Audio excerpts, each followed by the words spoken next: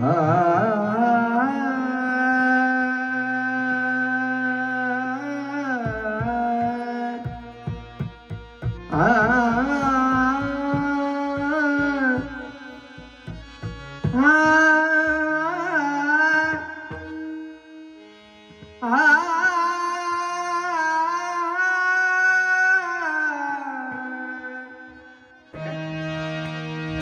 कृष्ण हरी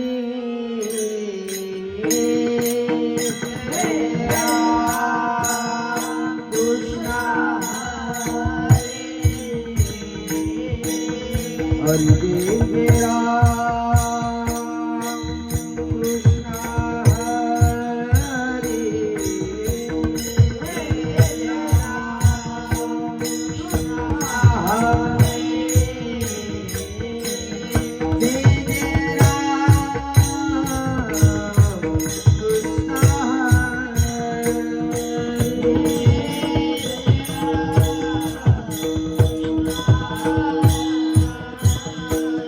हरि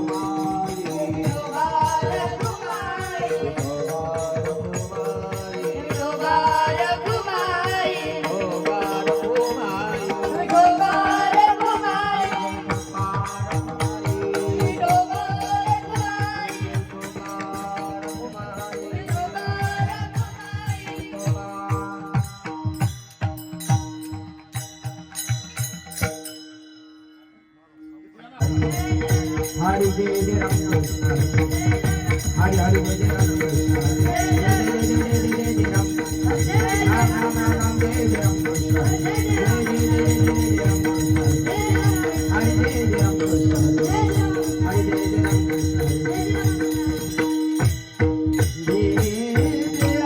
रामकृष्ण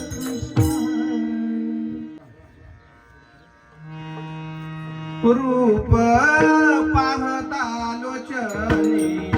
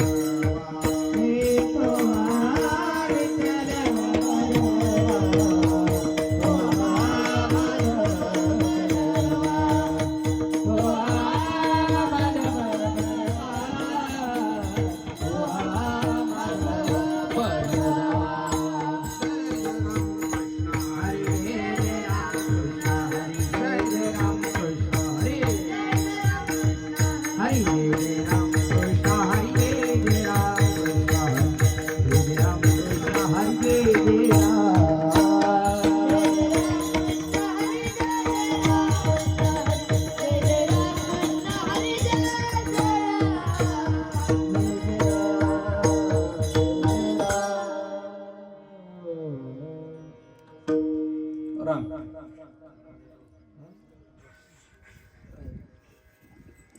मरणाधी सावध व्हावे आपले स्वहित करुणी घ्यावे आपले स्वहित करुणी घ्यावे आपले स्वहित करुणी घ्यावे मरणाधी सावध व्हावे आपले स्वहित करुणी घ्यावे आपले स्वहित करुणी घ्यावे जन्म घालून नये माया मानवाची उत्तम काया मानवाची उत्तम काया मानवाची उत्तम काया मानवाची उत्तम काया मानवाची उत्तम काया मानवाची उत्तम काया राम म्हणे मनुष्य जन्म सर्व जन्माहून उत्तम सर्व जन्माहून उत्तम सर्व जन्माहून उत्तम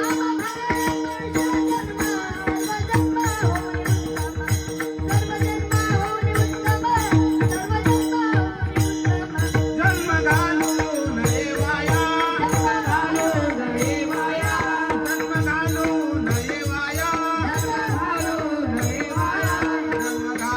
नये वाया मानवाची उत्तम काया मानवाची उत्तम काया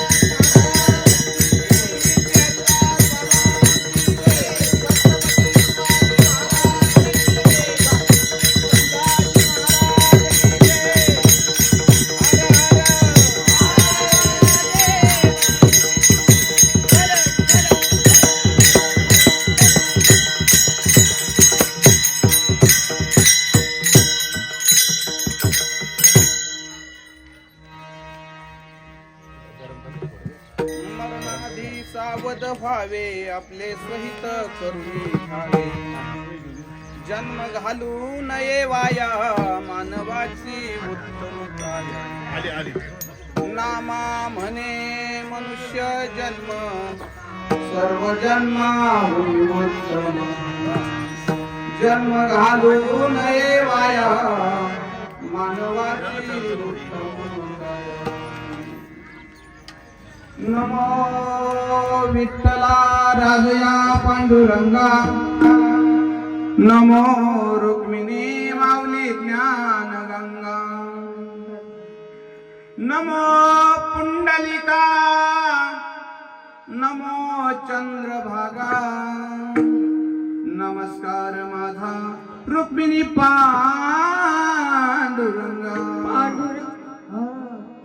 पांडुरंगा करू प्रथम पांडुरंगा करू प्रथम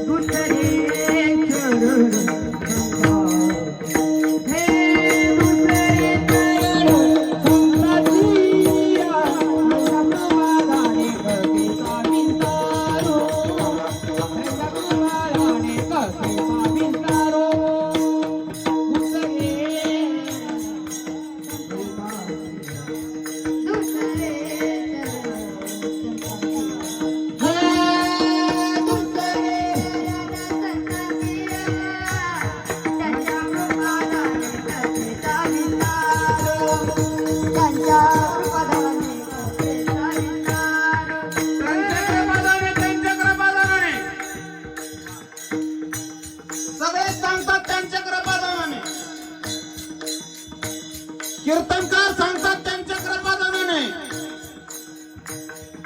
हा परमार्थ चाललाय कुणाच्या कृपादानाने हे आमच्या अजून लक्षातच बसलं नाही. कीर्तनकार येतात सांगतात त्यांच्या कृपादानाने कथाकार सांगतात त्यांच्या कृपादानाने नवे नवे प्रवचनकार सांगतात त्यांच्या कृपादानाने पण आमच्या अजून डोक्यातच बसलं नाही हा परमार्थ चाललाय कुणाच्या कृपादानाने. कधीच आम्ही डोक्यात घेतलं नाही की आमचा हा परमार्थ चाललाय कोणत्या कृपादानाने. 12व्या शतकाच्या पूर्वार्धामध्ये विचार केला. इंद्रायणी वाहणारी दुलदुल नदी आहे.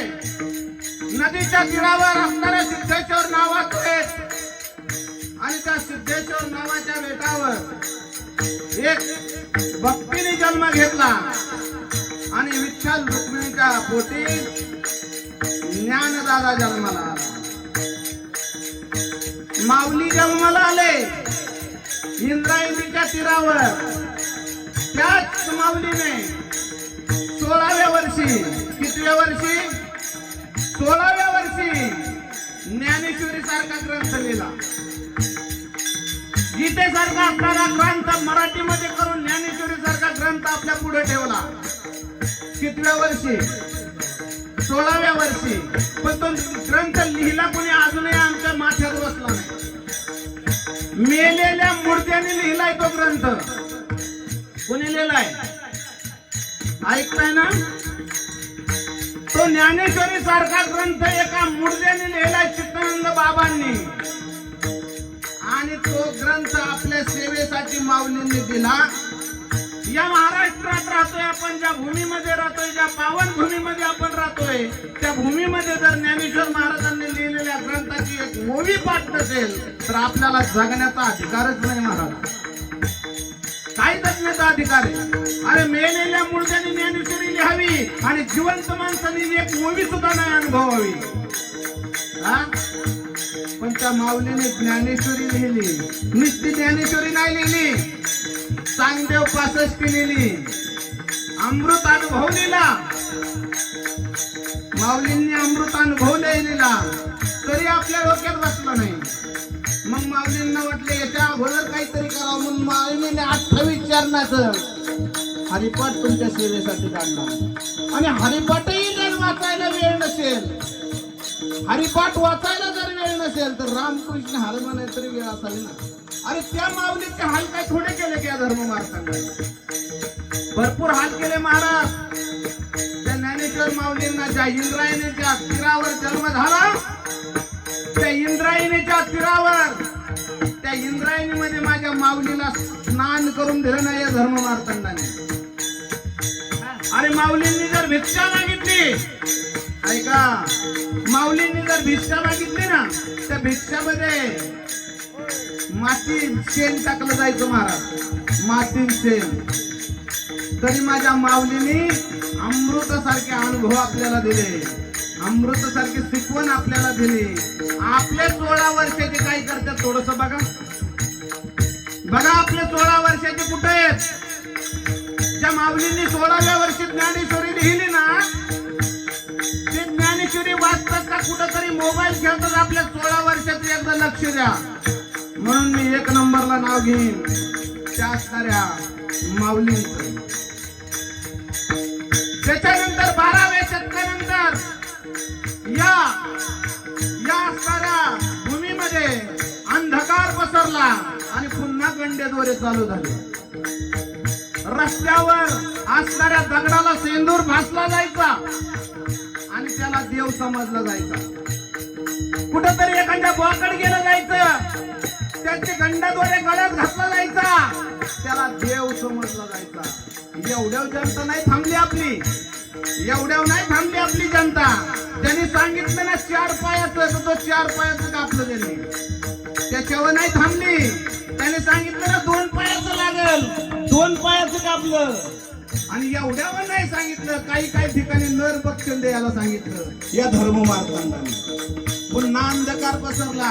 या जनतेला देव कळत नव्हता, समाजाला देव कळत नव्हता. जनता पिळून गेली होती. अक्षरशः जनतेचं पिळून त्यांची जर्जर मध्ये पडलेली ही जनता भगवंताच्या परत लक्षात आलं, भगवंताच्या परत लक्षात आलं आणि देहू निवासी असणारे कणकाई आणि बोलाईच्या पोटी पुन्हा एक भक्ती निर्माण झाली आणि तुकाराम महाराजांचा जन्म झाला. आता तुकाराम महाराजांचा जन्म झाल्यानंतर या धर्म मार्तंडाने तुकाराम महाराजांना कमी हाल दिले हो. त्या असणाऱ्या माझ्या तुकाराम महाराजांना टाळ नव्हते वाजवायला. टाळ, दगडाचे टाळ केले माझ्या तुकाराम महाराजांनी. कधी भंडाऱ्यावर, कधी भामचंद्रावर, कधी इंद्रायणीच्या तरी, अहो कधी त्या असणाऱ्या देहू मध्ये. महाराज प्रत्येकाला सांगायचे, अरे देव घ्या कोणी, देव घ्या कोणी. आईचा आला घरपुसून. कळलं आपल्याला? कळलं नाही? कळलं महाराज. पंचम वेद ज्यांनी निर्माण केला, तो पंचम वेद सुद्धा या धर्म मार्गाने इंद्रायणीमध्ये बुडवला. ऐका ना, ऐका ना. लोक सांगतात इंद्रायणीमध्ये बुडवलेला जो ग्रंथ होता पंचमवेद गाथा, तो गाथा 14व्या दिवशी बाहेर का आला, त्याच्या अगोदर का आला नाही. पण याचा कधी विचार केलाय? आणि तो पंचमवेद त्या तुकाराम महाराजांनी निर्माण केला, तो पंचमवेद त्या इंद्रायणीमध्ये बुडवला.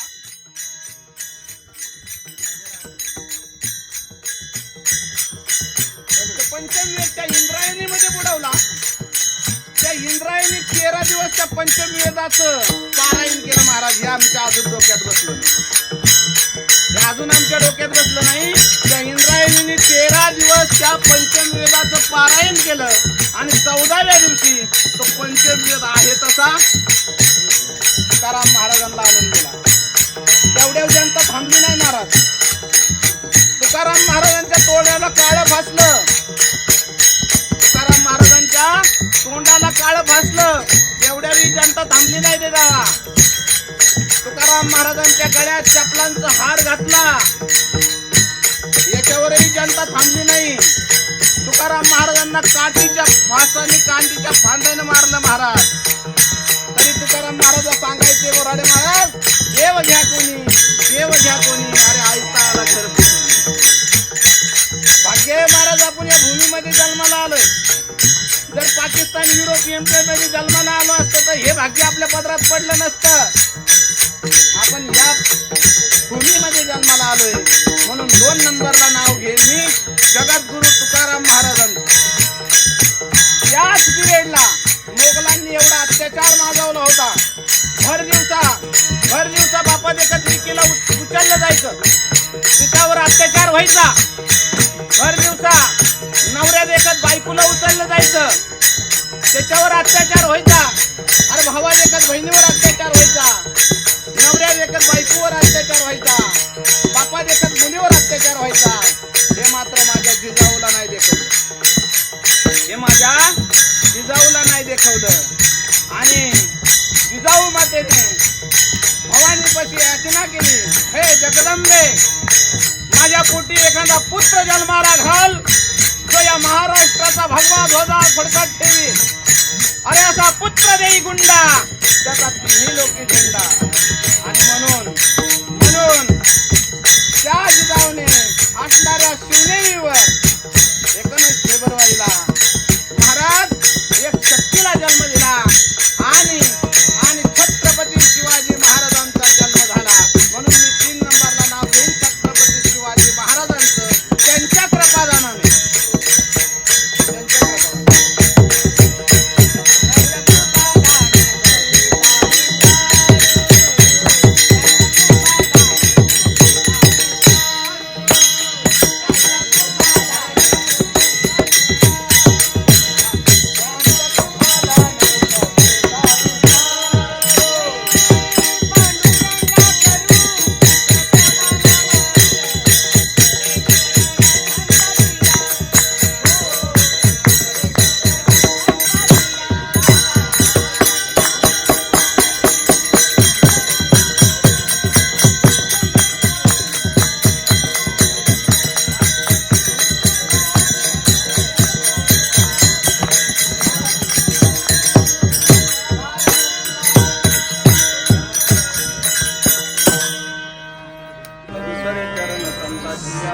त्यांच्या कृपादाने कथेचा विस्तार बाबाजी सद्गुरु दास नमो ज्ञानेश्वरा, नमो ज्ञानेश्वरा.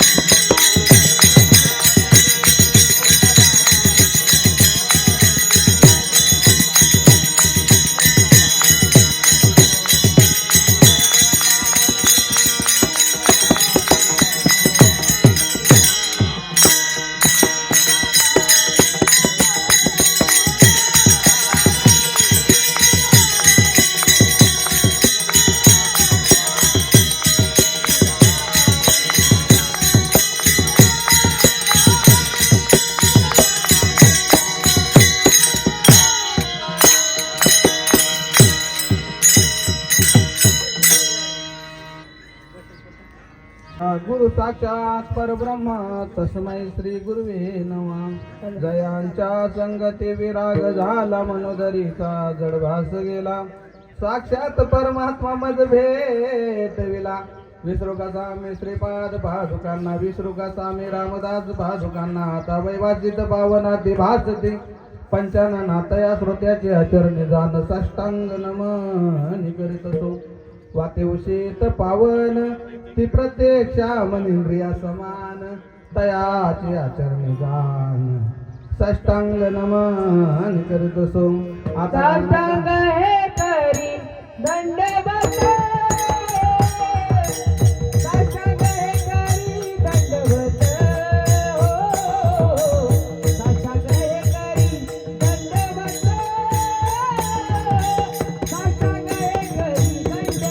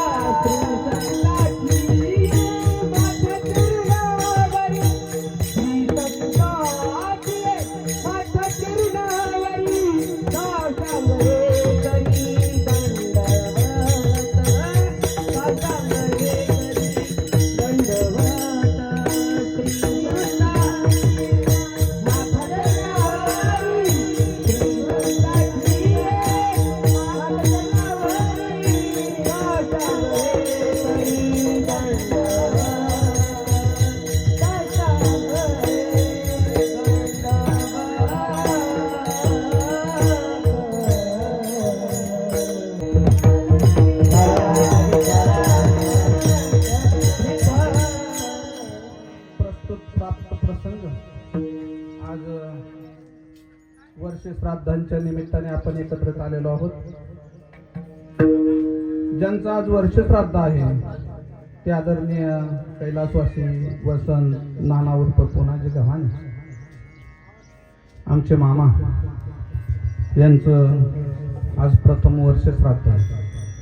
या निमित्ताने माझ्यासारख्या पामराकडे आलेली सेवा श्री मोहन श्री शहाजी हे त्यांचे दोन भाऊ श्रीमती जनाबाई वसंत गव्हाणे पत्नी, दीपक वसंत गव्हाणे मुलगा, सौ छाया धनगर मुलगी, सौ जया पवार मुलगी, सौ रुपाली पवार मुलगी, सौ सारिका दीपक गव्हाणे सून, श्री तानाजी रामदास भाऊसाहेब, पैलवान हनुमंत अक्षय असे असणारे त्यांची पुतणी. आणि हा असणारा मोठा परिवारामधून नानांना 1 वर्षापूर्वी जावं लागलं. जन्म म्हटलं की मृत्यू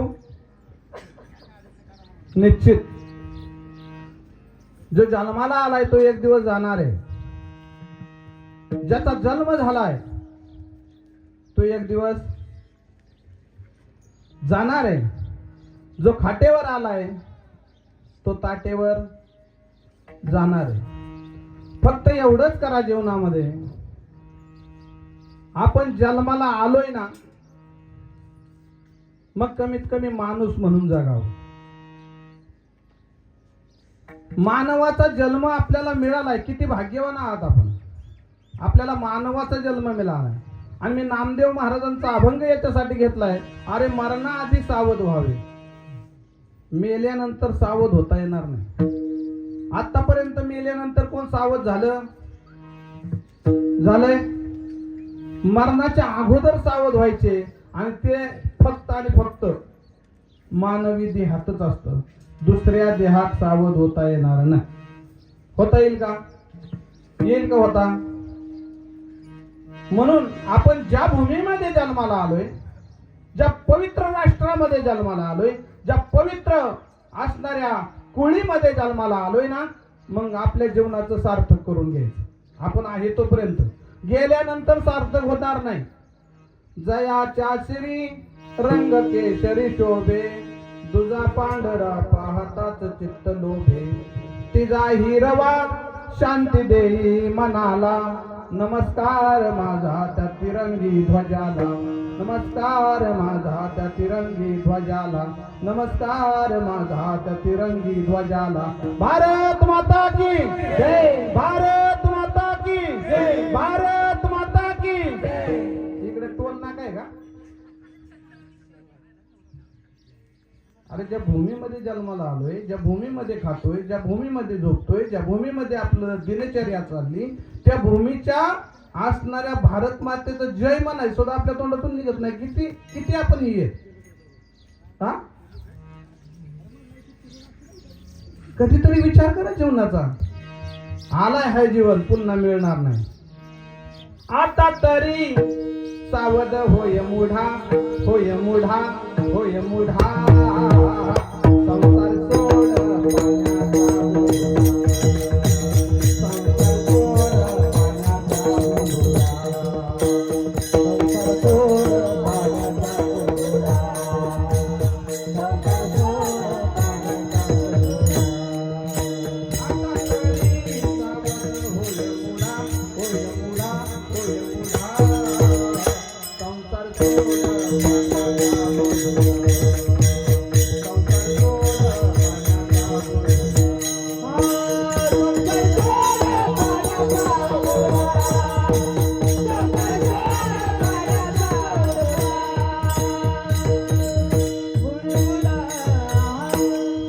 संसार सोड सावध होय मुढा, होय मुढा, होय मुढा. संसार सोड पाण्याचा बुडबुडा. आता तरी राजा संसार सोड. कधी? आता इथून पाठीमाग कळत नव्हतं, विषय सोडून दे. पण आता कळायला लागले म्हणून नाथ महाराज सांगतात, अरे बाबा आता तरी सावध होय मुढा. संसार सोड पाण्याचा बुडबुडा. एक गंमत सांगतो तुम्हाला. कोरोनाच्या काळामध्ये एकदम आपल्या शेजारचं जोडपं एकदम प्रेम एकमेव नवरा बायको. इतकं प्रेम, इतकं प्रेम, इतकं प्रेम की ते एका ताटात जेवायचं, एवढं प्रेम महाराज. पण कोरोनाचा काळ आला आणि हे दोघं नवरा बायको लिमोण्याला RT-PCR चेक करण्यासाठी गेले. कोण? नवरा बायको. कशासाठी? RT-PCR चेक करण्यासाठी गेले. नवरा पॉझिटिव्ह आला, बायको 13 किलोमीटर पायी आली, पण नवऱ्याच्या गाडी बसली. अय कुरुळीकरांनो, नवऱ्याच्या गाडी बसली, मग आपण भेटतोय कशाला? हा, किती प्रेम होतं दोघांचं, भेट कशाला होते? पण चुकणार आहे का? चुकणार आहे का? विचार करा गड्या, बारीक विचार करा. झालं 1 तासात प्रवचन संपून जाईल. नानाला आपण श्रद्धांजली वाहणार आहोत. नाना असा माणूस होता की आयुष्यात कधी कुणाला वाईट बोललाच नाही, कधीच नाही महाराज. ही जी व्यक्तिमत्व होतं ना, आयुष्यात कधी कुणाला वाईट बोलणं ह्या व्यक्तीला जमलंच नाही. कधीही गाठ पडली तरी मला म्हणायचं, भाषेबा असं असं चाललंय, भाषेबा घरामध्ये असा असा त्रास झालाय. मध्ये त्यांची एक मुलगी गेली, त्यावेळेस माझ्यापेक्षा आले, रडले, म्हणले महाराज असं असं झालंय. पण ईश्वरी सत्तेपुढे विलाज नाही. तुम्हाला किती दिवस ठेवायचे आणि कोणत्या दिवशी घराच्या बाहेर काढायचे, ज्याच्या हातात त्याला देव म्हणतात. ऐकलं का? किती दिवस घरात ठेवायचे आणि कोणत्या दिवशी बाहेर काढायचे हे ज्याच्या हातात त्याला देव म्हणतात. झाडाचं पान सुद्धा त्याच्या सत्तेशिवाय हलत नाही. तुम्ही आम्ही म्हणू शकत नाही, मी गाडी घेतली, मी बंगला घेतला, मी आमकं केलं, मी तमकं केलं. ए गप गप. काल एक जण म्हणला, महाराज काशीला गेलतो. म्हणलं छान झालं. म्हणला काशीला मीच आमच्या कुळात मध्ये मीच काशीला जाऊन आलो, याच्या अगोदर कुणीच गेलं नव्हतं. म्हणलं हे बघ शांत काशी कर. काशीला गेलो म्हणूच नको. आणि काशीला गेला असेल तर माझं वाक्य ऐकल्यावर तू गप बसशील. म्हणलं तू गप बस. काशीला गेल्यानंतर नुसतं काशीला जावं लागत नाही महाराज. ऐका, ज्यांनी कोण कोण काशीला गेले इथं सांगा सांगा, हात वर करा, का मी वाईट बोलणार नाही. कोण कोण गेले काशीला? वा वा वा, बरेच जण काशीला गेला. मग काशी तुमच्या मनाने केली का शास्त्रानुसार केली? बोला, काय केलं तुम्ही? इथून तिकीट काढलं, काशीला गेले. काशीला गेल्यानंतर गायघाटावर गेले. गायघाटावर तिथे एक शेणी मिळते, ती शेणी 21 रुपयाला आहे आता, पण कशाची विचारायचं नाही, ती गावरान गायची लागते. ती शेणी घेतली, तिथं तुम्ही स्नान केलं, पिंडदान विधी केली. आता पिंडदान विधी करण्यासाठी ब्राह्मण लागतो, तो दशग्रंथी. आता दशग्रंथी ब्राह्मण त्याला म्हणतात. 9 फुटाच्या अंतरावर एक हवन तयार करायचं. त्या हवनामध्ये आपल्या डोक्याचं माप घ्यायचं आणि त्या ब्राह्मणाने 9 फूट लांब बसायचं. त्या हवनापासून 9 फूट लांब बसायचं. 9 फुटावरून अभिमंत्रित केलेलं पाणी त्या हवनात फेकायचं. ते हवन आपोआप पेटलं पाहिजे, त्याला दशग्रंथी ब्राह्मण म्हणतात. आता त्याच्या पुढे ऐका, ब्राह्मणाची याज्ञिकी पूर्ण झालेली असावी. आता तुम्ही म्हणता महाराजांनी काय काढले का, पण गरजेचं आहे. याज्ञिकी पूर्ण झालेला ब्राह्मण त्याला म्हणतात. खड्यावर खडे 16 खडे मांडायचे आणि नाग प्रपटल म्हटल्याबरोबर खालचे 11 खडे जाग्यावर राहिले पाहिजे आणि वरचे 5 खडे नागाच्या फणीसारखे डुलले पाहिजे. त्याला याज्ञिकी पूर्ण झालेला ब्राह्मण म्हणतात. मग तुम्ही कुठल्या ब्राह्मणाकडून विधी केली हे तुमचं तुम्ही ठरवा. त्याच्याही पुढे सांगतो, जर तुम्हाला काशी तीर्थयात्रेला जायचं असेल, ऐका, काशी तीर्थयात्रेला जायचं असेल तर 42.5 दिवसाचं ब्रह्मचारी वृत्त त्याने धारण केलेलं असावं. किती दिवसाचं पाटील असं? किती दिवसाचं? किती दिवसाचं तुम्हाला नाही कळत? योगाच्या भेवणे किती दिवसाचं मामा? 42.5 दिवसाचं ब्रह्मचारी वृत्त त्याने धारण केलेलं असावं, त्याला काशीला जाता येतं. तुम्ही 42.5 दिवसाचं ब्रह्मचारी त्याने धारण केलेलं असावं. दुसरी गोष्ट, घरामध्ये आई वडील जिवंत असताना काशीला जाता येत नाही. हे कोणीच सांगितलं नसेल, हे कर्मकांडामध्ये, हे सांगत नाही जवळजवळ लोक. कर्मकांडामध्ये किती दिवसाचं? 42.5 दिवसाचं ब्रह्मचार्य. आई वडील जिवंत असताना काशीला जाता येत नाही. जर जायचं ठरलं तर आई वडिलांना घेऊन काशीला जायचं. काय बरं, आई वडिलांना काशीला घेऊन गेल्यानंतर तिथे ज्या विधी आहेत त्या आई वडिलांच्या हाताने करायच्या. ज्याला आई वडील नाहीत त्यालाही काशीला जाता येत नाही. तुम्ही म्हणता महाराज काहीतरी उलट सांगताय, ऐका. ज्याला आई वडील नाहीत त्यालाही काशीला जाता येत नाही. का जाता येत नाही माहिती का? त्याची बायको जर घरात जिवंत असली तर त्याला काशीला जाता येत नाही. त्याची एकतर बायको वारलेली असावी, नाहीतर त्याने बायकोला घेऊन काशीला जायचं. आई वडील नसेल तर. कुणाला? बायको असेल तर बायकोला घेऊन, आणि बायको नसेल तर मग काशी तीर्थयात्रेला जाता येतं आणि संन्याशाला एक जाता येतं. बरोबर. पण तिथे गेल्यानंतर आपण ती विधी करतो गाय घाटावर. गाय घाटाची विधी संपली की आपण भैरवनाथाच्या मंदिरात जातो. भैरवनाथाच्या मंदिराचं दर्शन घेतो. भैरवनाथाच्या मंदिराचं दर्शन झालं की तुमचा मोर्चा तुम्ही काशी विश्वनाथाकडे वळवता. काशी विश्वनाथाच्या मंदिराला 4 दरवाजे आहेत. 2 नंबरच्या दरवाजाने काशी विश्वनाथाच्या मंदिरामध्ये जर आत शिरायचं. आत गेल्यानंतर काशी विश्वनाथाचं दर्शन घ्यायचं. काशी विश्वनाथाचं दर्शन झालं की पाठीमागे ज्ञानव्यापी विहीर आहे, त्या विहिरीचं दर्शन घ्यायचं.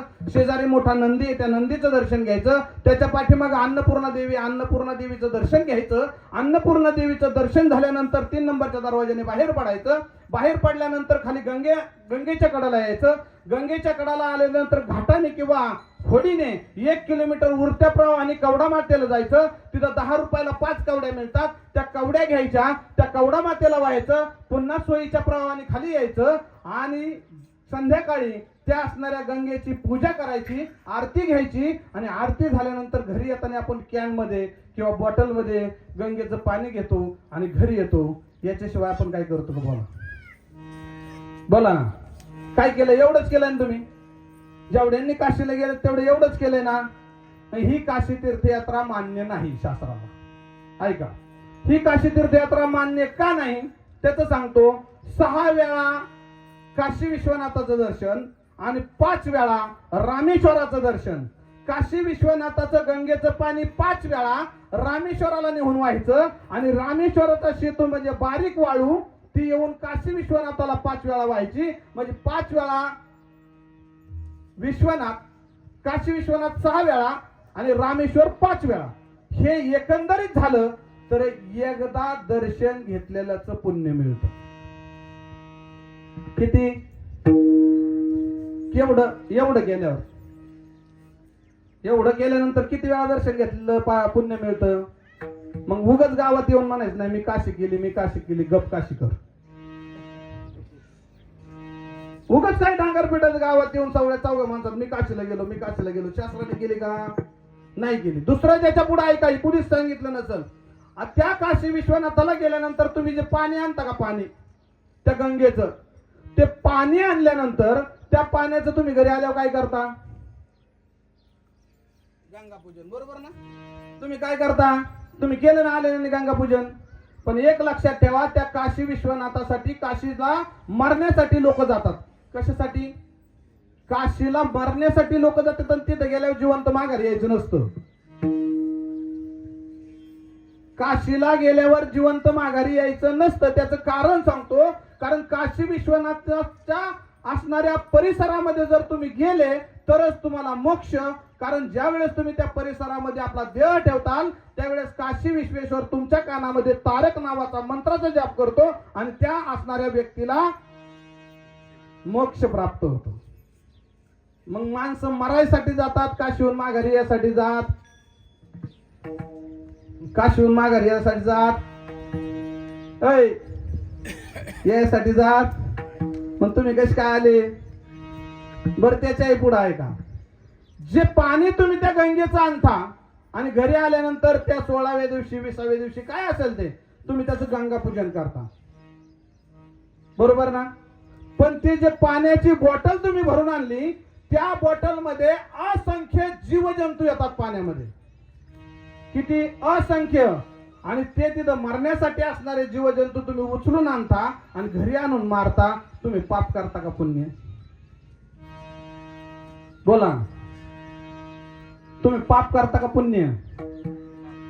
बारीक विचार करा, कुठेतरी आपण चुकतोय.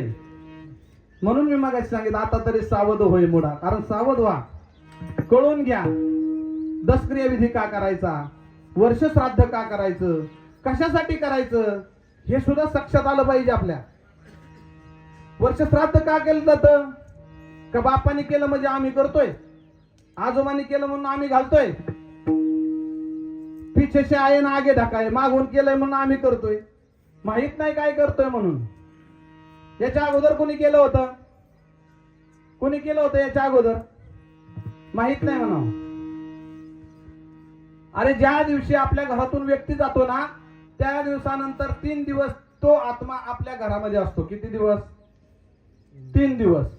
3 दिवसानंतर भगवंताच्या कृपेने त्या आत्म्याला 7 दिवस पंचकृषीमध्ये हिंडण्याचं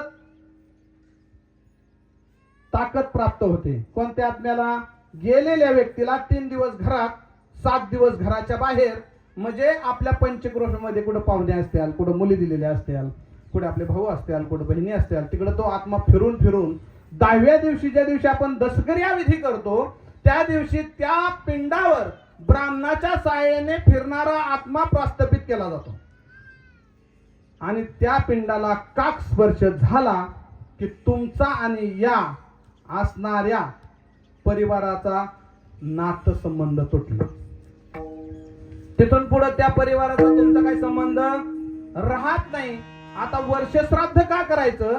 तर 1 वर्ष हा आत्मा फिरत फिरत फिरत आज मात्र भगवंताच्या दरबारामध्ये त्याला पेश केलं जातं. आणि चित्रगुप्त आपला असणारा हिशोब सगळा आज 12 वाजता मांडतो. पिंड पदावरी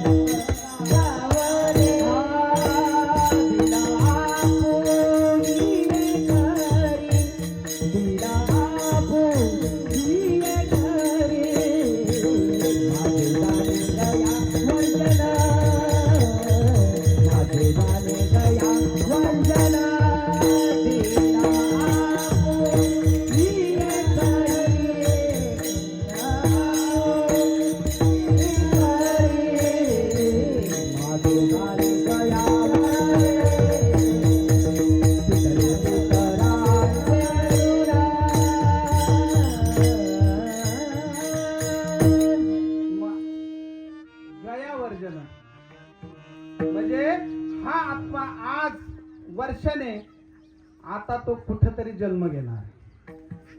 12:27 सॉरी 17 मिनिटांनी 10:37 मध्यान्हकाल चालू होतो आणि 12:17 मध्यान्हकाल संपतो. या मध्यान्हकालामध्ये असणारा जो आत्मा आहे त्या आत्म्याला आता दुसरं शरीर मिळणार आहे आणि तो आत्मा मुक्त होणार आहे. म्हणजे नानांना आज त्यांच्या असणाऱ्या सर्वच लेखाजोखा त्यांचा होणार आणि त्या पद्धतीने त्यांना पुढचा जन्म भेटणार. म्हणून वर्ष श्राद्ध करायचं. वर्ष श्राद्ध का करायचं आम्हाला माहित नाही, केलं कोणी माहित नाही. भगवान पुरुषोत्तम प्रभू रामचंद्रांना ज्यावेळेस वनवास झाला त्यावेळेस अयोध्या सोडली त्यांनी.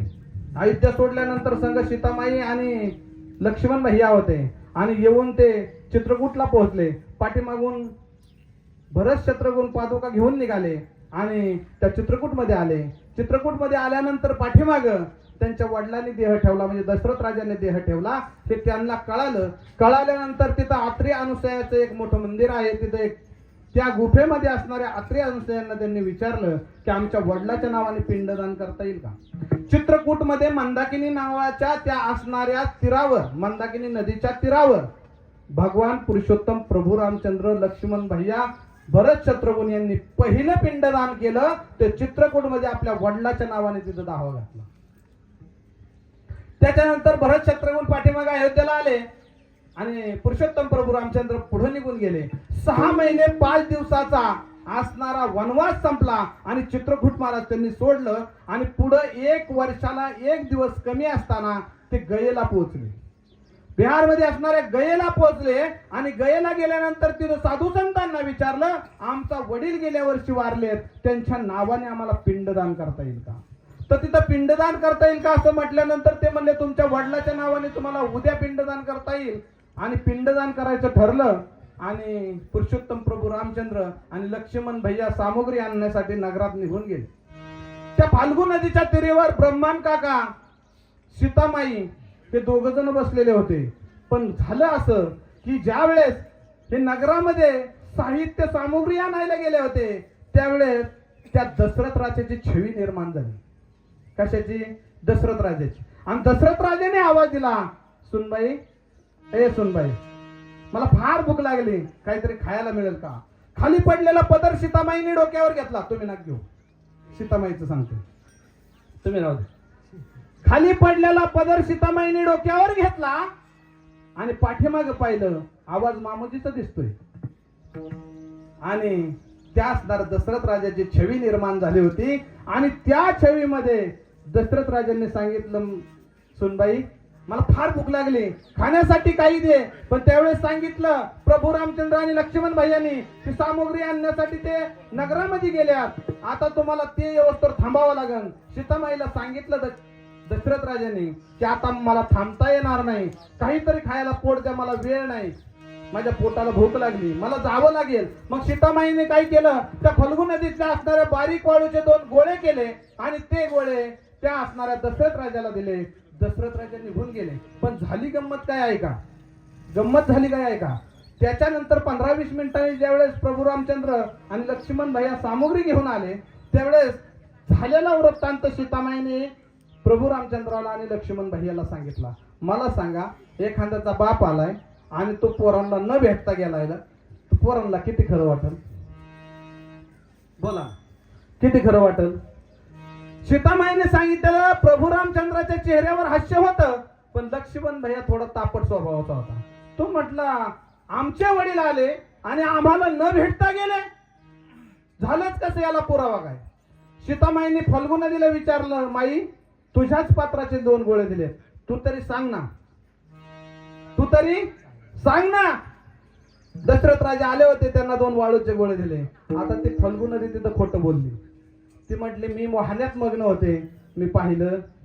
त्याच्या शेजारी सीतामाईच्या ब्राह्मण काका बसले होते. ब्राह्मण काकाला विचारलं, तुम्ही पाहिलंय, तुम्हाला दिसत होतं, तुम्ही सगळ्या गोष्टी अनुभवल्यात, तुम्ही तरी सांगा ना. दशरथ राजा आले होते, वाळूचे गोळे दिलेत. तर तो ब्राह्मणही तिथं खोटं बोलला, म्हणला मी वेदाच्या रुची वाचण्यात मग्न होतो, मी दशरथ राजा आलेलं पाहिलं. त्यामुळे सीतामाईचा अक्षरशः हिरमोड झाला आणि सीतामाईने इकडे तिकडे पाहिलं, पण एक पांढरी गावरान गाय तिच्या शेजारी चरत होती. गाईला विचारला, तुला बोलता येत नाही, पण तू पाहिलं होतंस, मी माझ्या दशरथ राजांना, माझ्या सासऱ्यांना 2 वाळूचे गोळे दिलेत. ती गाई म्हणली, मी खाण्याच्या याच्यात चरण्याच्या नादामध्ये मी मग्न होते, मी पाहिलं नाही. आता मात्र सीतामाईचे हात टेकले, परंतु सीतामाईच्या लक्षात आलं ज्या ठिकाणी बसले तिथे एक मोठं वडाचं झाड आहे आणि त्या वडाच्या झाडाला सीतामाईने विचारलं आणि वडाच्या झाडाने साक्ष दिली. म्हणजे दशरथ राजा आले होते, सीतामाईने 2 वाळूचे गोळे त्यांना दिले आणि ते अदृश्य झाले. हे कळाल्यानंतर सीतामाईने आपला मोर्चा वळवला त्या फल्गू नदीकडे आणि फल्गू नदीला सांगितलं, तो अखंड वासील, तू अखंड वासेल, पण माझा तुला शाप आहे, तू वरून वाहणार नाही, खालून वासेल. आजही जा कैला, आता बोर लावला तिथं बोरने पाणी काढले, पण वर पाणी नाही. ब्राह्मण काकाकडे परत बोरच्या वळाला सीतामाईने तुम्हाला दिसत होतं, तुम्ही पाहिलं होतं, सगळ्या गोष्टी तुम्ही पाहिल्या, कमीत कमी तुम्ही का खोटं बोलले? तुम्हाला मी शाप देते म्हणले. ब्राह्मण काकाला सीतामाईचा शाप आहे बरं का, बरेच महाराज लोक सांगत नाही, कारण महाराज लोक ब्राह्मणाला घाबरतात. सीतामाईने ब्राह्मण काकाला शाप दिला, तुम्ही जीवनामध्ये कधीच संतुष्ट होणार नाही. आजही ब्राह्मण काका कधी संतुष्ट नाही. पूजेला आलं तरी दक्षिणा ठेवा, 100 ठेवले तर तुम्ही पुढे या, तुम्ही पाया पडा, दक्षिणा ठेवा, म्हणजे ब्राह्मण काका संतुष्ट नाही. त्याच्यानंतर गाईला शाप दिला सीतामाईने की तू अखंड पवित्र राहशील, तुझी पूजाही लोक करशील, पण तू तोंडातून अभक्षण भक्षण करशील आणि शेपेकून तुझी पूजा होईल. हा सीतामाईचा शाप आहे. आणि त्या असणाऱ्या वडाला एक उशाप दिला, जोपर्यंत तू या भगवंताच्या सूर्यचंद्रापर्यंत राहशील ना, तोपर्यंत जिथं मुळी टिकन तुझं पुनर्जन्म होईल. विठाला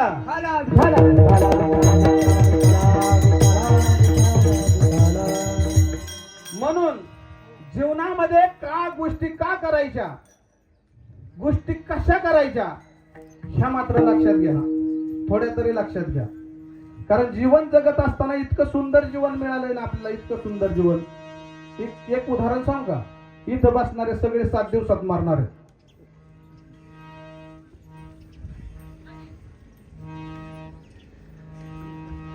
का बरं?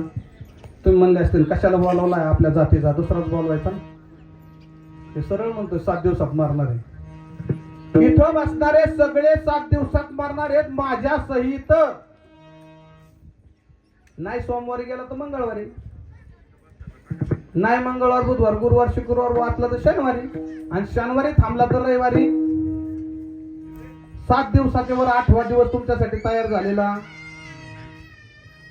आमचे गुरुवार हे सांगायचे, सोमवारी जन्म झाला, मंगळवारी शाळेत गेला, बुधवारी नोकरीला लागला, गुरुवारी लग्न झालं, शुक्रवारी पोरं झाली, शनिवारी आजारी पडला आणि रविवारी गचाकला. रविवारी गचाकला. 7 दिवसाच्या पुढे 8वा दिवस आपल्यासाठी तयार झालेला नाही. नाही झालेला राजांना.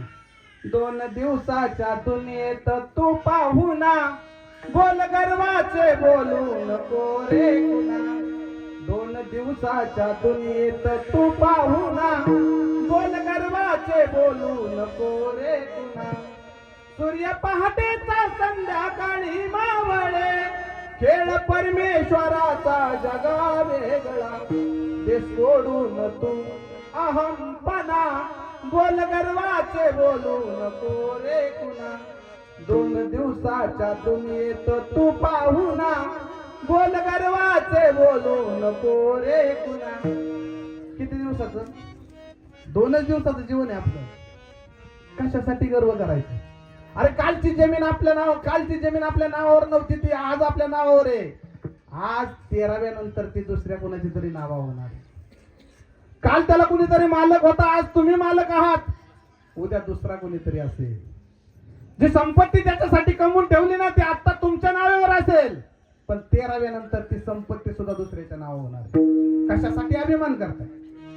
मत कर तू अभिमान रे बंदे, छोटी तेरी शान रे. मत कर तू अभिमान. तेरे जैसे लाखों आए, लाखों इस माटी ने खाए. तेरे जैसे लाखों आए, लाखों इस माटी ने खाए. रहा न जा अभिमान रे बंदे, झूठी तेरी शान रे. मत कर तू अभिमान. ते पामरा जीव कीती, ते पामरा जीव कीती, ते पामरा जीव कीती, आले अवतार,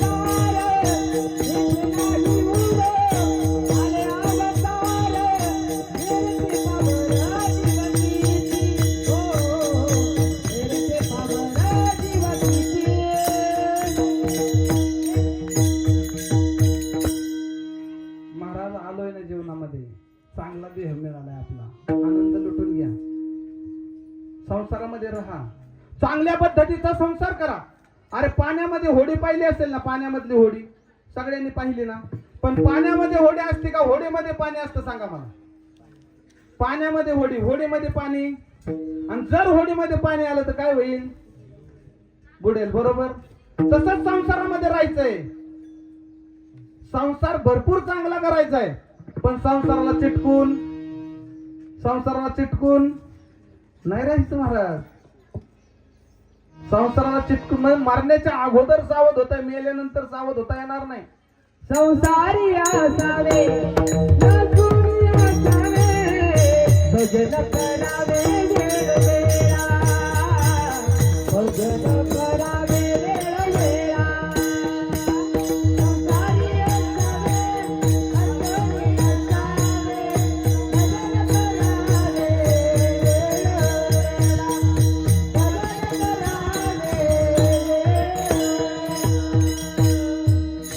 भजन संसारी असावे, आसुनी नसावे, भजन करावे वेळोवेळा. बसताना उठताना त्याचं नाम घ्यायचं फक्त. काय जडे होय जाऊ, जडे ए राजांनो, जडे आहे काहीच जड नाही. वाटलं तुम्हाला मेल्यानंतर वाटलं अरे बँकेत 7-8 लाख रुपये आहेत, गाडी घ्यायची होती, राहून गेले. मेल्यानंतर घेता येईल? मेल्यानंतर वाटलं तुम्हाला अरे शेजारी अर्धा एकर घ्यायची, राहूनच गेली. कधी? मेल्यानंतर. आयुष्य जात आहे पहा, काळ संपत असे पहा, रोहिताचा गौरवा, ध्यानी राहा श्रीहरीचा. आयुष्य जात आहे पहा, काळ संपत असे पहा, रोहिताचा गौरवा, ध्यानी राहा श्रीहरीचा, ध्यानी राहा. आयुष्य जात आहे पहा. कुणाचे 50 गेले असतील, कुणाचे 40 गेले असतील, कुणाचे 20, कुणाचे 10, कुणाचे काय आहे तोपर्यंत आनंद लुटा राजा. मेल्यानंतर आनंद लुटता येत नाही. मेल्यानंतर कुठलीही गोष्ट करता येत नाही. अभंगाचं पहिलं चरण मरणार. मरणाआधी सावध व्हावे, मरणाआधी सावध व्हावे, मरणाआधी सावध व्हावे, मरणाआधी सावध व्हावे, मरणाआधी सावध व्हावे, मरणाआधी सावध व्हावे, मरणाआधी सावध व्हावे, मरणाआधी सावध व्हावे. आपुले स्वहित करुणी घ्यावे, आपुले स्वहित करुणी घ्यावे, जन्म घालू गये राया, जन्म घालू गये राया. आपुले स्वहित करुणी घ्यावे, आपुले स्वहित करुणी घ्यावे, जन्म घालू गये राया, जन्म घालू गये राया. मरणाआधी सावध व्हावे, आपुले स्वहित करुणी घ्यावे, आपुले स्वहित करुणी घ्यावे, मरणाआधी सावध व्हावे, आपुले स्वहित करुणी घ्यावे, आपुले स्वहित करुणी घ्यावे.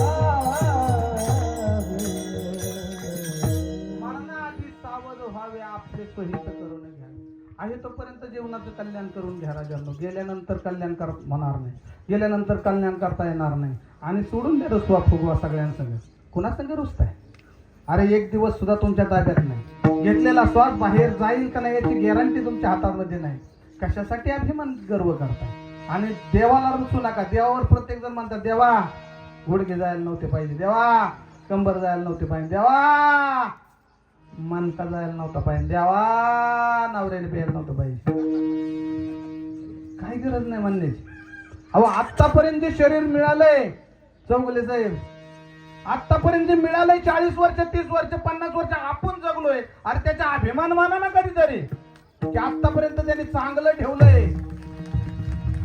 आतापर्यंत त्याने आपल्याला चांगलं ठेवलंय ना. अरे विजापुरामध्ये बेगम साहेबांनी आदेश काढला की महाराष्ट्रामध्ये असणारा छत्रपती कोण धरून आणेल, जिवंत किंवा मुर्दा आमच्या हातामध्ये द्या. आदेश दिला आणि अफजल खानाने विडा उचलला.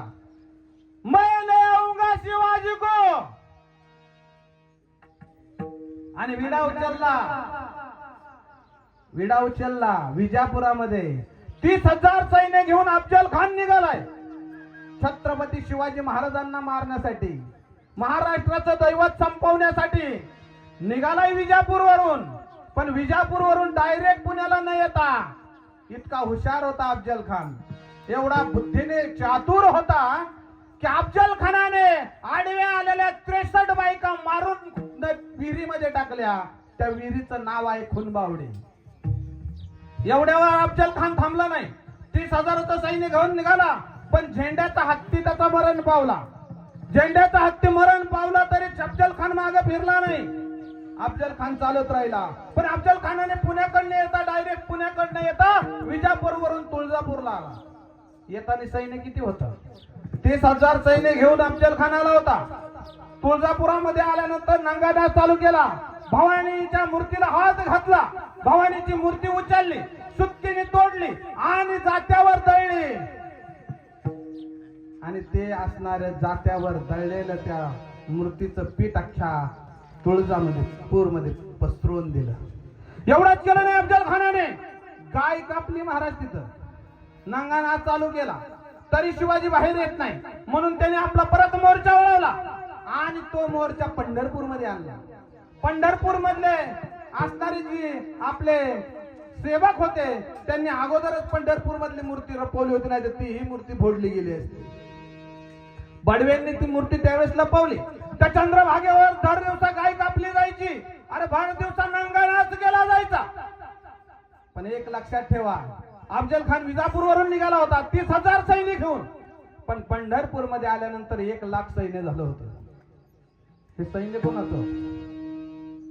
कधी विचार केलाय? अफजल खान निघाला होता 30,000 सैन्य घेऊन, पंढरपूर मध्ये आल्यानंतर 1,00,000 सैन्य झालं. हे कोण होते माहितीये का? हे आपलेच सगळे बंधू होते, त्याला जाऊन मिळाले. आणि अफजल खान तिथून वाईला आला. वाईला आल्यानंतर प्रतापगडावर छत्रपती शिवाजी महाराजांनी आखलेल्या शामियानामध्ये भेट ठरली. आणि ती भेट छत्रपती शिवाजी महाराजांनी ठरवली होती. ती छत्रपती शिवाजी महाराजांच्या म्हणण्यानुसार ठरली होती.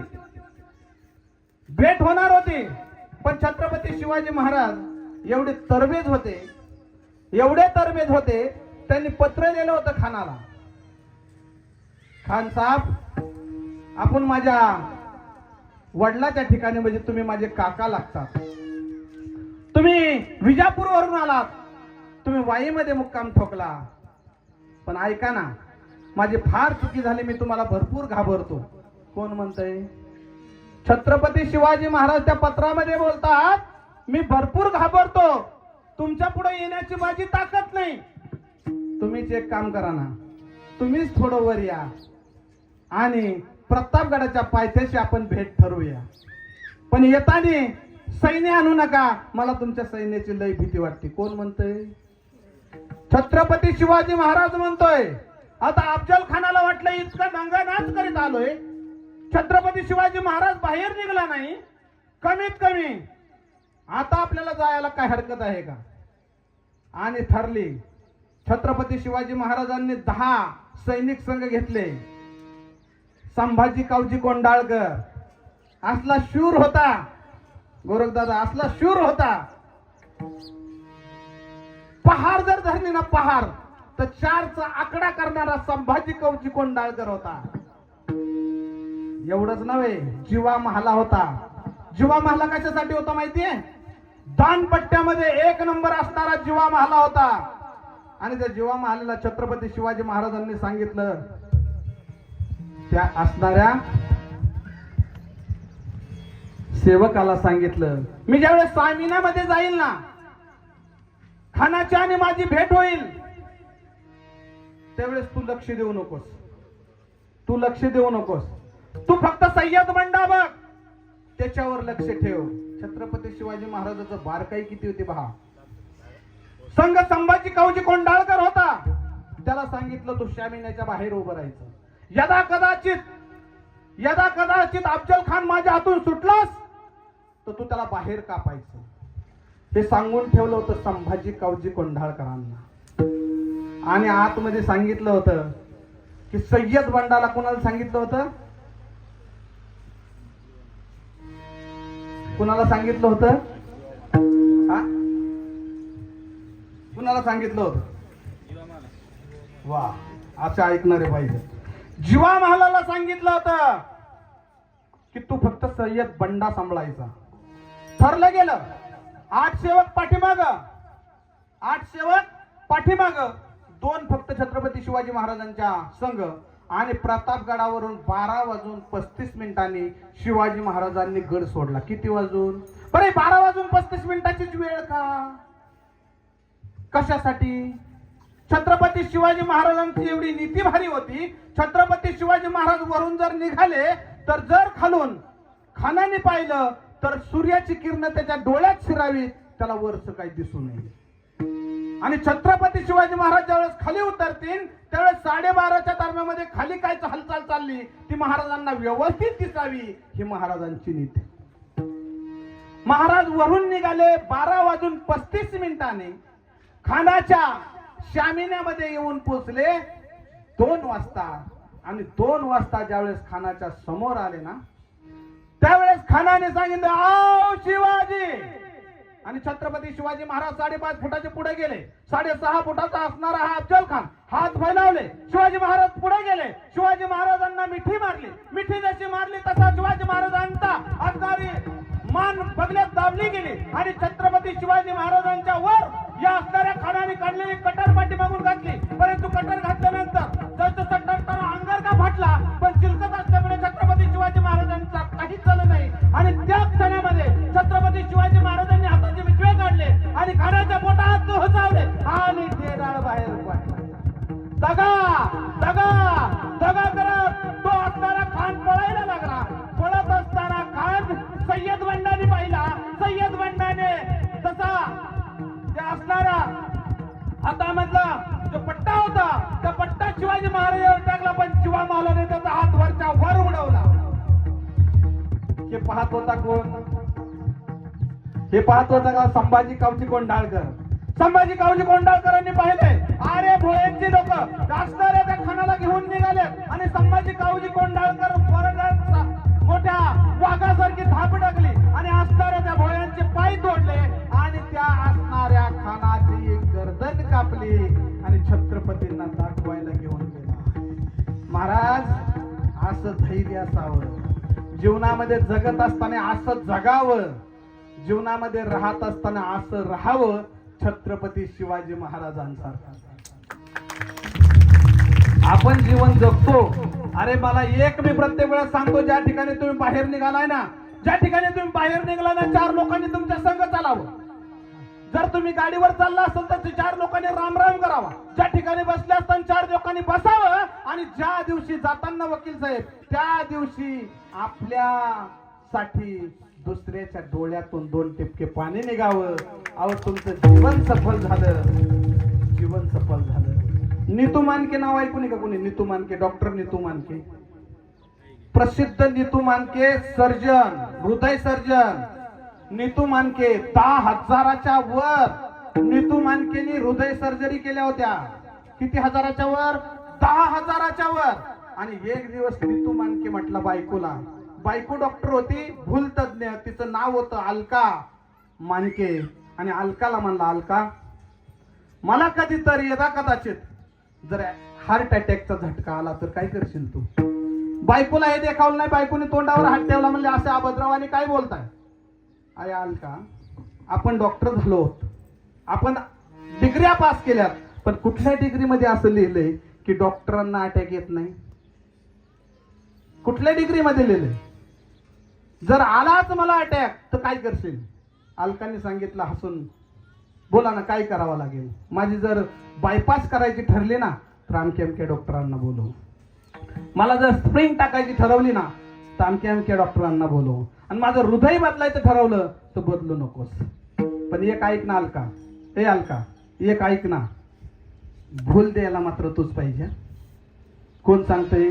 नीतू मानके आपल्या बायकोला सांगतात. 2-2.5 वर्षाचा काळ मध्ये निघून गेला आणि गाडी चालवत असताना नीतू मानकेला हार्ट अटॅकचा झटका आला. झटका आल्यानंतर नीतू मानकेने मोबाईल काढला, त्याच्या बायकोला फोन केला आणि सांगितलं अलका जिथं असतील तिथून निघून ये, माझ्या छातीमध्ये दुखतंय, मी समोर हिंदूच्या हॉस्पिटल आहे, हिंदूच्या हॉस्पिटलमध्ये पोहोचतो, तो हिंदूच्या हॉस्पिटलमध्ये. अलकाला माहित नव्हतं ही चेष्टा झालेली खऱ्यात उतरल. ती अलका यायच्या अगोदर हा हिंदूच्या हॉस्पिटलला पोहोचला, ज्याने बाळासाहेब ठाकरेच्या हृदयावर शस्त्रक्रिया केली असा असणारा नीतू मानके कुठं पोहोचला? हिंदूच्या हॉस्पिटलला. हिंदूच्या हॉस्पिटलला गाडी लावल्यानंतर खाली उतरता येईना, स्ट्रेचरवर त्याला आतमध्ये ऑपरेशन थिएटर मध्ये नेलं आणि संघा शेजारी असणाऱ्या डॉक्टरांना सांगत होता आमकं इंजेक्शन द्या, हळूच आवाजात सांगत होता आमकं सलाईन लावा, आमकं इंजेक्शन द्या, हे करा ते करा. तेवढ्यात त्याची पत्नी अलका मानके तिथं आली होती आणि तिला हातात हात घेऊन त्या नीतू मानकेने सांगितलं आतापर्यंत भरपूर लोकांना जगवलं, आतापर्यंत 10,000च्या वर मी शस्त्रक्रिया केली, पण अलका ऐक ना, ऐक ना, आता मात्र मी जगन याची गॅरंटी नाही.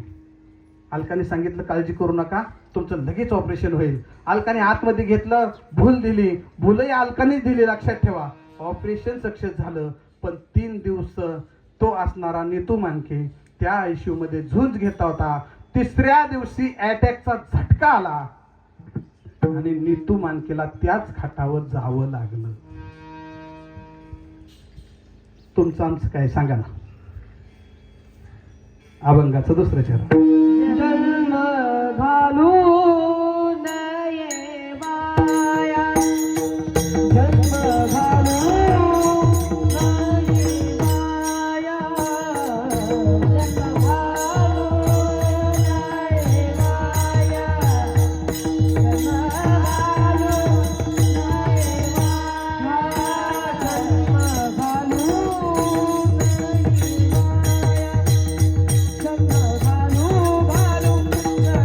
बाया,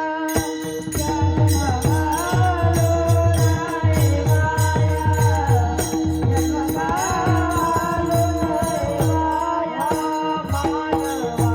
घालू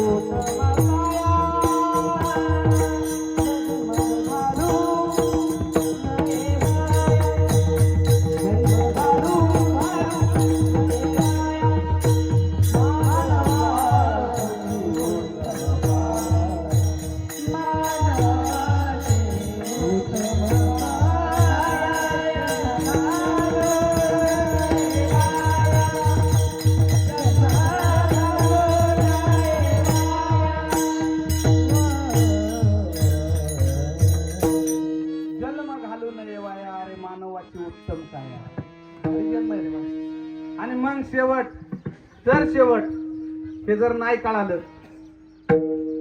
हे जरी नाही कळलं तरी दुसरा येईल, हे जरी नाही कळलं, हे जरी नाही कळलं तरी दुसरा येईल, हे जरी नाही कळलं.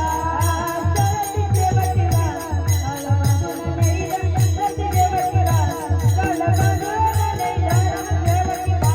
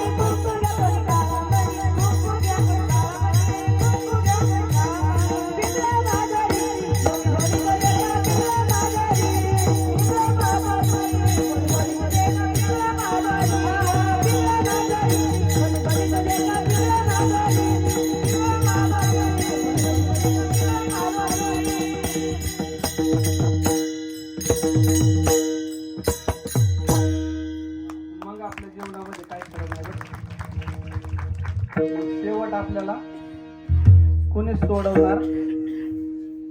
आता सगळ्यांनी हात वर करा, कारण ऊर भरपूर झालंय. 10 मिनिटात मी माझी सेवा संपवणार आहे. सगळ्यांनी हात वर करा. विठोबा रखुमाई, विठोबा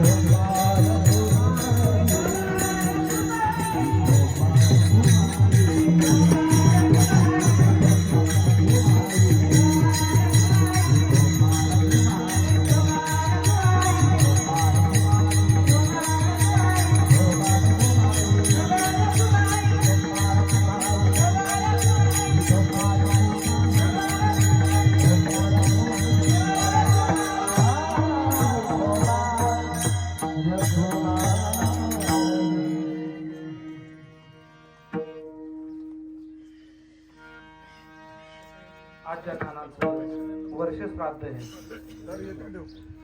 ते नाना आज आपल्यातून गेलेले आहेत. एक सांगून जाईल राजांना, ज्याला मुलगी आहे ना, ज्याला मुलगी आहे ना, फार भाग्यवान आहे महाराज, फार भाग्यवान.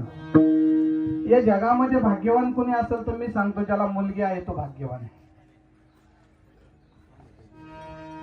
या जगामध्ये मुलीसारखं प्रेम या जगामध्ये कुणाचंच बापावर नसतं महाराज. नानाला 3 मुली आहेत, पण आता किती रुपये दिल्यानंतर नाना परत येतील बरं?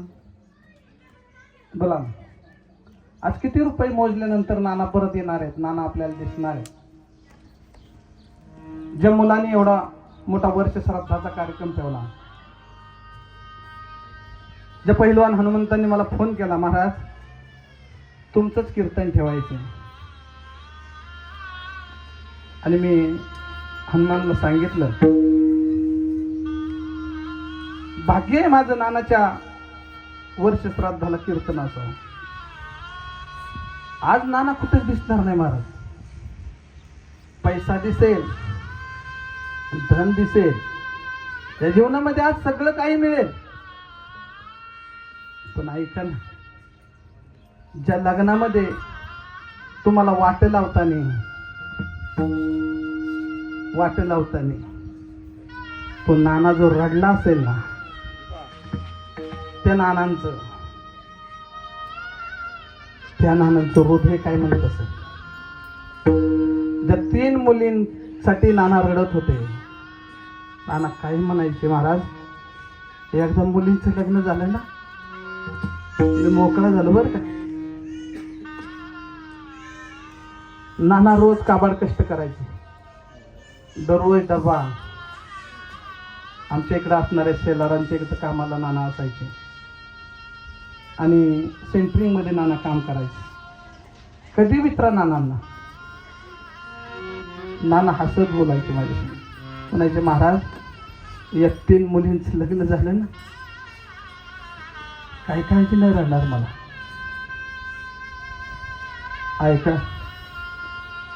ज्या घरामध्ये मुलगी असेल ना, ज्या घरामध्ये बाप कदाचित रागवत असेल मुलीवर, कारण तो बाप आहे ना दादा.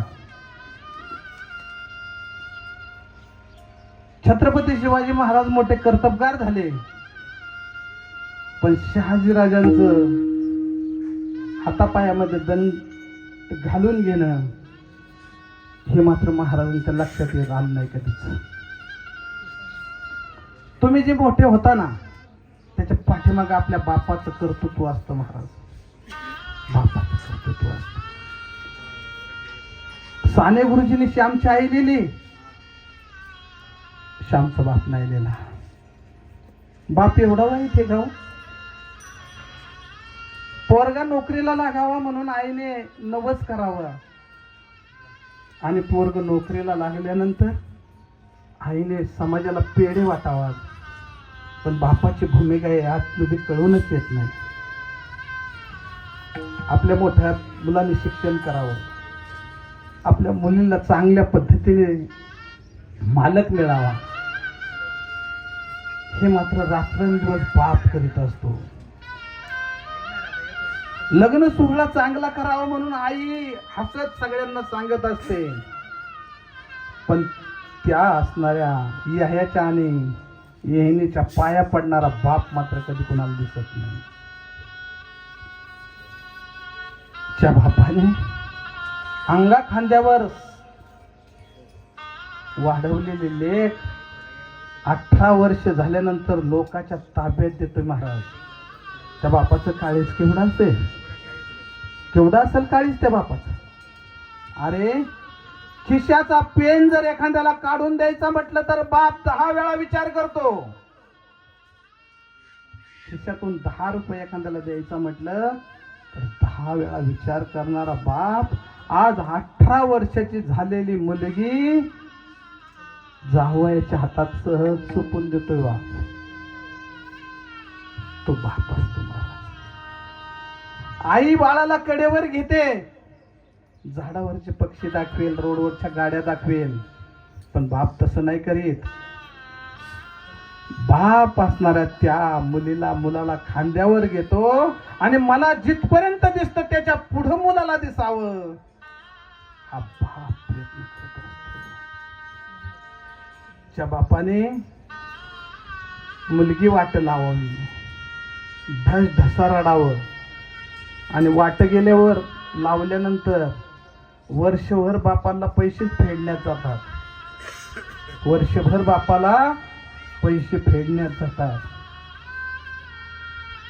पतसंस्थेचे हप्ते असतील, सोसायटीचे पैसे असतील.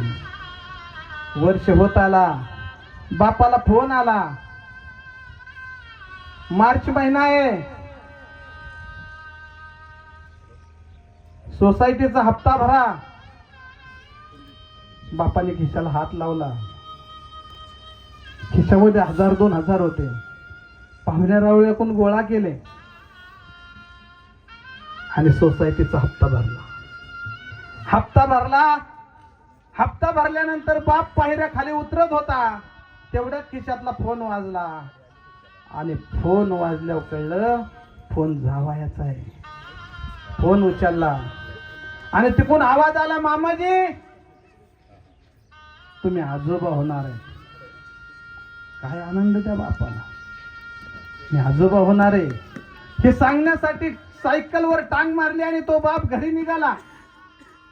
रविवारचा दिवस आणि दारामध्ये बायको सिलेंडरची गॅस घेऊन उभी होती. ती मोकळी गॅसची टाकी पाहिली बापाने आणि सायकलवरून आनंदाची बातमी सांगावं म्हणून खाली उतरला.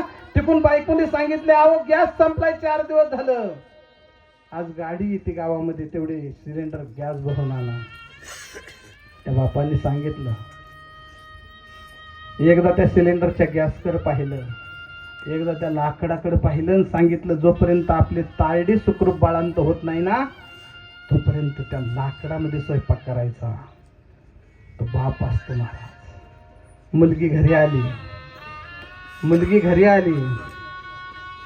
गावापासून 2-3 किलोमीटर राहणारा बाप रात्रीच मुलीच्या पोटात दुखायला लागलं. नातून आवाज आला, ऐकलत का? आपल्या गुड्डीचं पोटात दुखतंय हो. बाप रात्रीचा उठतो, घड्याळाची वेळ पाहत नाही, रस्त्याची भीती त्याला वाटत नाही, अंधाराची भीती बापाला वाटत नाही. बाप सरळ गावात येतो आणि डॉक्टरचा दरवाजा खटखटतो. डॉक्टर साहेब माझ्या मुलीचं दुखतंय हो, घरी चला. डॉक्टरने सांगावं रात्रीची वेळ आहे, तुम्ही मुलीला इथं आणावा. बाप पुन्हा रात्रीचा पळत जातो, बैलगाडी जुंपतो आणि मुलीला घेऊन डॉक्टरापाशी पोहोचतो. काय असेल व पिळा ते बापांची, काय असेल त्या बापाची धडपड.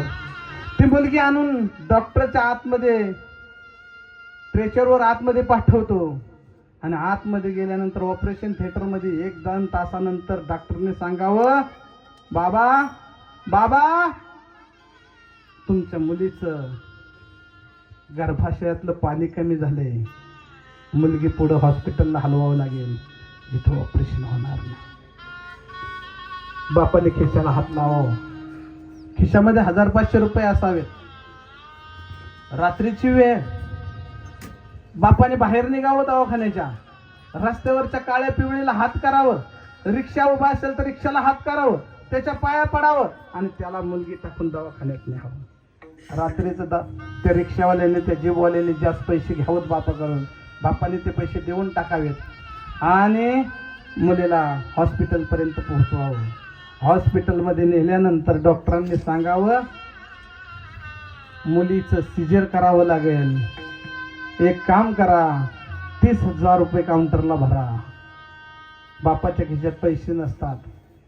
बापाने मोबाईल काढला, पाहुण्याला फोन केला, पण बापाला माहितीच नसतं आपल्या मोबाईलमधलं बॅलन्स संपलेला आहे. बायकोचा फोन बाप घेतो आणि पाहुण्या रावळ्यांना फोन रात्रीच्या 2-2:30 वाजता रात्रीच्या फोन करतो आणि पाहुण्याला विचारतो, पाहुणं पोरीचं ऑपरेशन आहे, थोडंफार पैशाचं जमवाजमी होईल का? महाराज बाप असतो ना, तो बाप वरून रडलेला कधीच दिसत नाही. राज कधीच बाप वरून रडलेला दिसत नाही, पण अंतकरणामधलं रडणं मात्र बापाचं कधीच कुणाला दिसलं नाही. उरामध्ये माया त्याच्या काळ्या मेघवानी,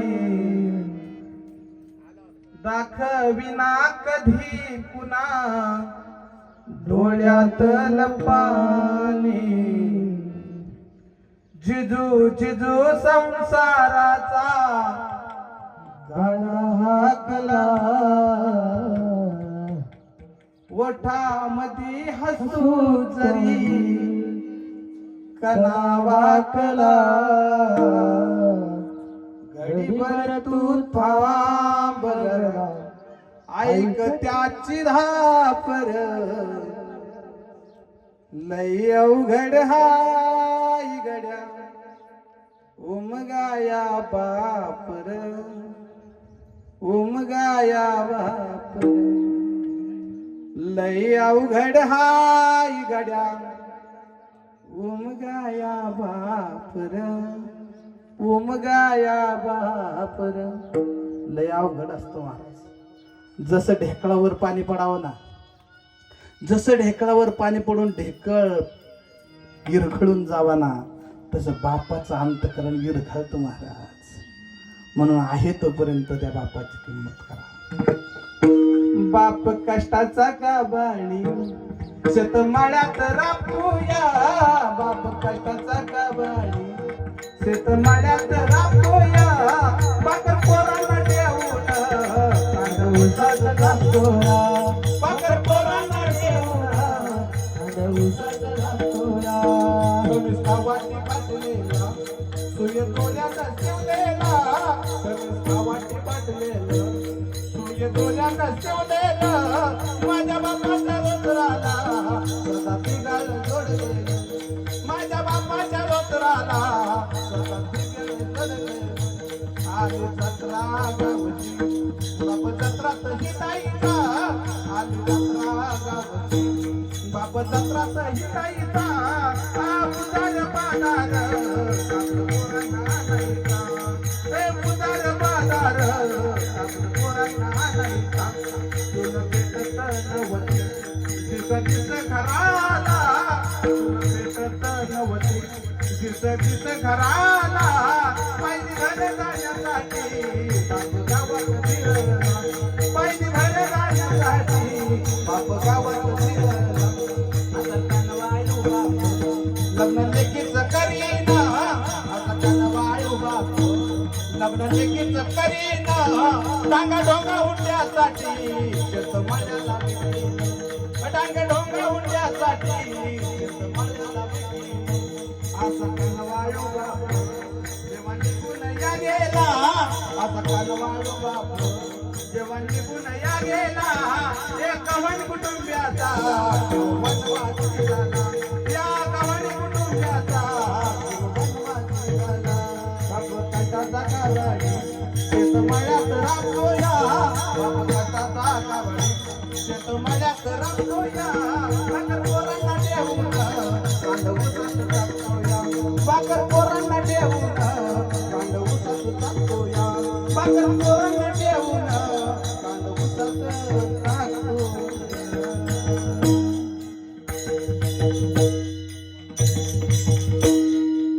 असा असतो महाराज बाप आहे तोपर्यंत बापाची किंमत करा आहे तोपर्यंत सांभाळा ज्यांना आहेत त्यांनी सांभाळा एकदा माती आड गेलेला बाप पुन्हा या जगामध्ये कधीच दिसणार नाही ज्ञानेश्वर माऊली ज्ञानराज माऊली तुकाराम ज्ञानेश्वर माऊली ज्ञानराज माऊली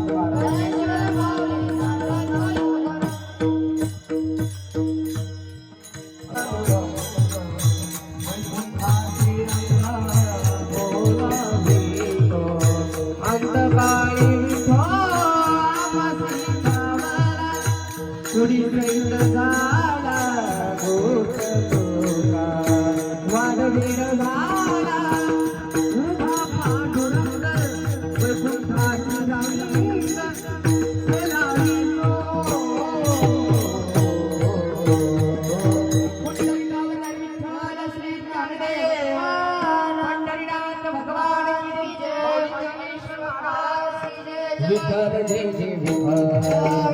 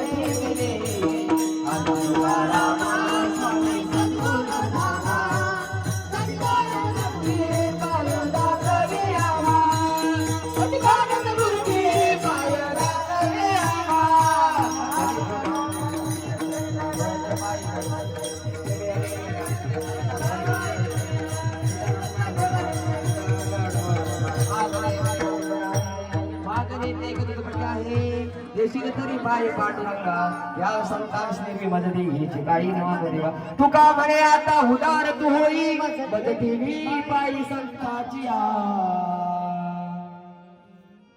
ज्ञानदेव तुकाराम